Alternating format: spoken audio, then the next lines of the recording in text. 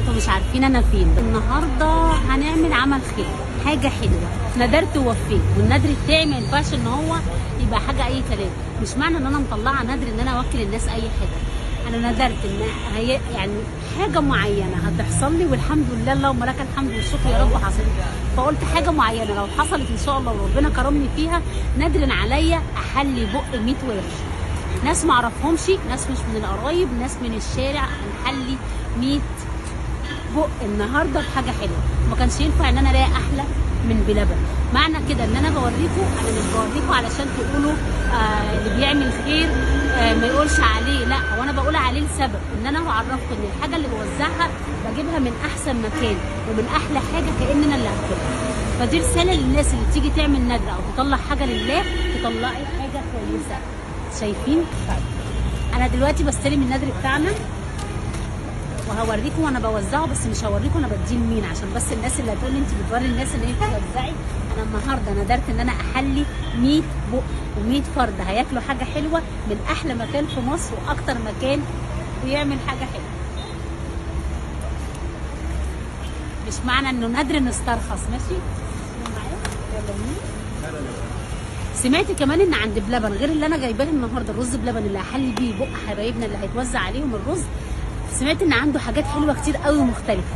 فالنهارده هحط دول في العربيه وارجع احلي بق انا كمان. يعني انا ماليش نصيب، بس هجيب بقى البهوات اللي عندي في البيت حاجات غريبه وحاجات سمعت عنها مش انكاح، وحاجات فيها لوتس، وحاجات فيها مانجا، وحاجات تبوظ الدايت. تعالوا نشيل الحاجات بتاعتنا ونرجع نشوف بلبن عنده ايه كمان. يلا بينا.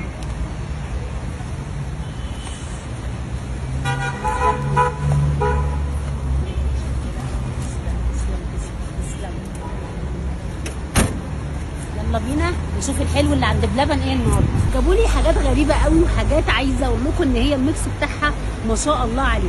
حاجه اسمها المشنكاح، غريبه والاسم غريب، بس المكونات اللي جوه عامله ميكس مع بعضها حلو قوي. ده اول مشنكاح، مشنكاح لوتس.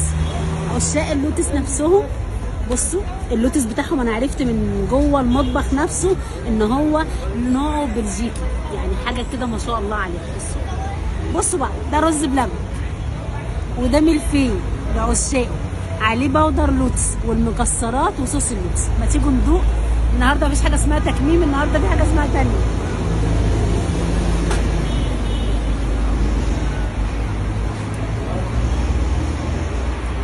عايزه اقول لكم حاجه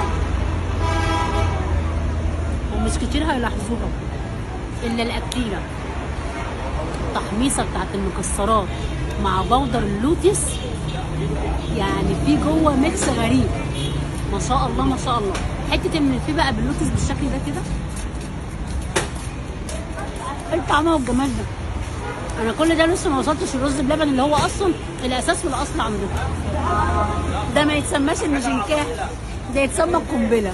بصوا رز بلبن مع ملفيه، هم اللي عاملينه خابزينه مخصوص عندهم، مع قطع المانجا مع المكسرات اللي انا شامه ريحه التحميصه بتاعتها. دي حاجه تانية خالص.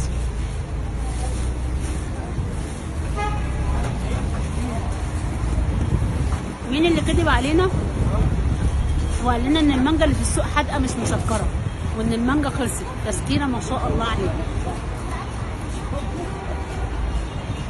مش عايزه اخلص الطبق بصراحه من طعمته وجماله. استني،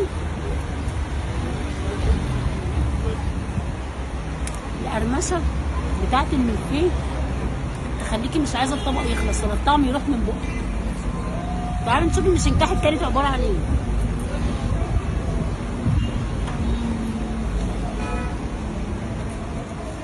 طبعا انتوا شايفين دي ايه؟ حاجه كده ما شاء الله عليها. الناس اللي بتاكل الايس كريم في الشتاء وعشاق الايس كريم في الشتاء وانا واحده منهم، رز بلبن ملفيه من صنع بلبن نفسه، قشطه، مكسرات متحمصه، ومعاها حته الايس كريم يا سيدي عليها. تعالوا ندوق.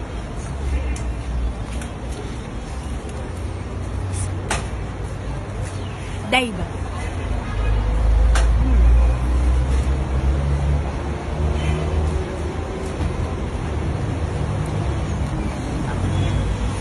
مش قادره اتكلم. 3 اصناف من المشنكاح ما شاء الله عليهم. متهيألي اللي هياكل طبق منهم من كتر الدسامه اللي فيه ومن كتر المكونات اللي موجوده فيه ومن كتر القيمه الغذائيه اللي فيه، ما اظنش ان انتوا هتاكلوا حاجه غيره. ده غير عندهم كمان، انا عايزه اقول لكم الرز بلبن اللي انا واخداه للندل هوريه لكم كمان. عندهم رز بلبن بالمانجا، عندهم حاجات ما شاء الله عليها. حبيت كمان اوريكم حاجه من جوه مطبخ بلبن. طبعا الحكايه ديت مش هتشوفوها مع اي حد، وعشان احنا كمان مش اي حد وانتم مش اي حد، فدخلنا مطبخ بلبن نفسه عشان ابقى متاكده ان الحاجه اللي باكلها زي ما انا ما بعملها بالظبط. تعالوا اوريكم الاكلات الشتويه عند بلبن. بصوا ادي الكسكسي، بصوا ما شاء الله عليه يعني كده. في كمان البليله، هم طبعا مش يعني اكل الشتاء طبعا ده الموسم بتاعه ما شاء الله عليه. ده قسط حليب، الحاجات دي اصلا متولع عليها والحاجات دي سخنه علشان تاخدوها سخنه اول باول. ده شكل طبق الكسكسي اللي بيجي. المكسرات بتاعته ما شاء الله عليه سمن بلدي من فوق مع السكر البودر بتاعه، شايفين حاجه كده ما شاء الله عليه. تعالوا لما ندوق أكلة شتوية شتوية. بسم الله الرحمن الرحيم.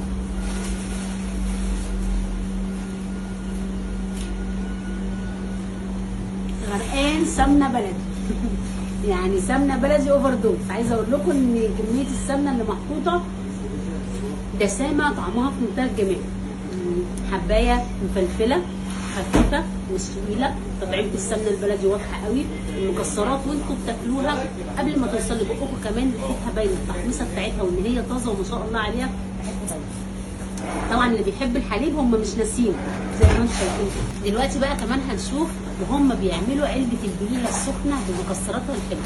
ده كيس المكسرات اللي بيجي لكم من عند بلبن مقفول اهو. طب تعالوا نشوفه وهو مفتوح. ادي المكسرات اهي، بصوا المنظر عشان خاطر عيونكم. شايفين كمية المكسرات اللي بتيجي مع طبق البليلة ما شاء الله عليها عامل ازاي، ومعاها كمان سكر البار. يلا بينا نشوف العلبة تبقى عاملة ازاي.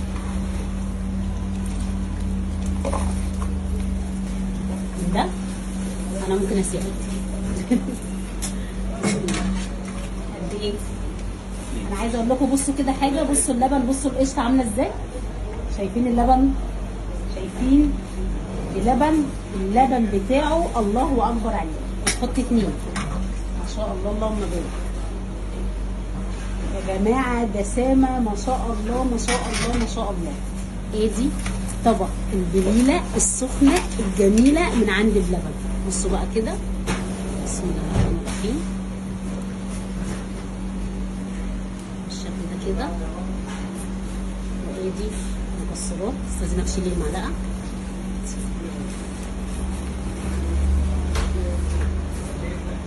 قنبله قنبله. وفي الشتاء اللي احنا داخله علينا دي مش محتاجين غير علبه بليله او علبه كسكسي من عند بلبن، وهي تتصرف بقى مع البرد اللي احنا فيه. تسلمي.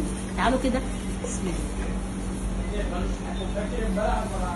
بصوا القشطه بتاعت يا نهار ابيض اللهم بارك. شايفين دي القشطه البلدي اللي طالعه من اللبن اللي عند بلبن. بصوا المنظر اللي بيتحط على البليله. بسم الله الرحمن الرحيم يا جماعه والله. بسم الله بسم الله. سخنه حلوه. القمحيه مستويه حلو، مش محصوله ولا ناشفه ما شاء الله عليها. طعم اللبن فعلا بلبن حاجه تانيه خالص. اصل البليله واصل الحاجه الحلوه عند بلبن. يلا بينا نشوف الطبق الغريب اللي الشيف وعدني ان هو هيعمله قدامي. يلا تعالوا نشوف هو ايه بالظبط.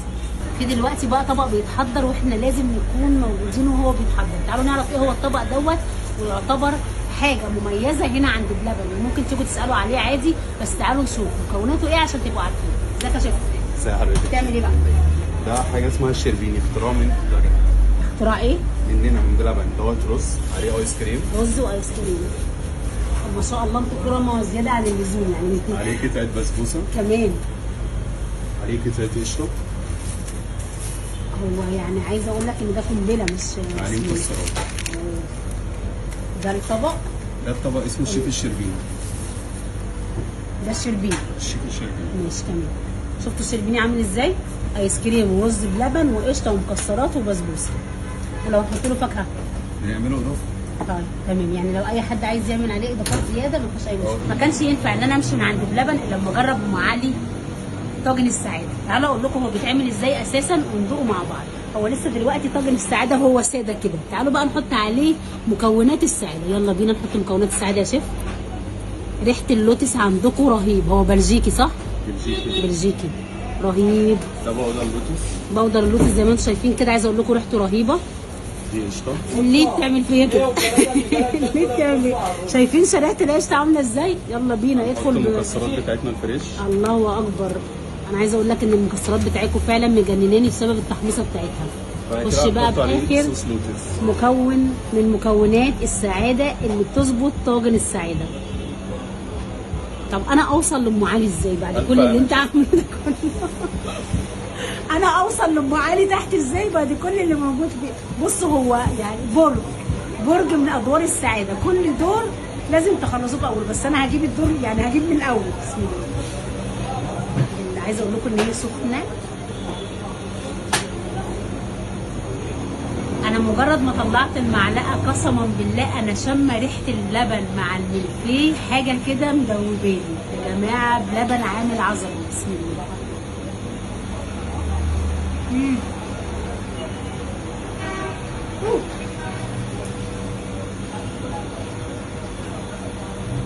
طاجن خداع عشان تبقوا عارفين. البودر بتاع اللوتس تمام وزي الفل. اول ما وصلت لقطعه الملفيه اللي جوه ام علي، في جوه غليان سخونيه غريبه الشكل. بص عيني دمعت اصلا من السخونيه بتاعت الطبق، بس طعمها هايل. البودر بتاع اللوتس تحفه، احييك عليه بجد، ما شاء الله ما شاء الله. صوص اللوتس تحفه بجد برضو. انا ما دقتش طعم بودر لوتس بالشكل ده، مش بسكوت لوتس وطحنينه، لا ده بودر ما شاء الله عليه. بجد بجد احييكم على الطاجن ده. هي الطواجن كلها سواء المشنكاح او البليله او الكسكسي او ام علي كلهم اعظم من بعض فعلا يا جماعه. الحلو عند بلبن ليه طعم تاني، وفعلا فعلا اي حاجه هتدوقها من عند بلبن يعني هقول ايه، هتقلب الموازين لاي طعم تاني عند بلبن. حاجه السعاده كلها.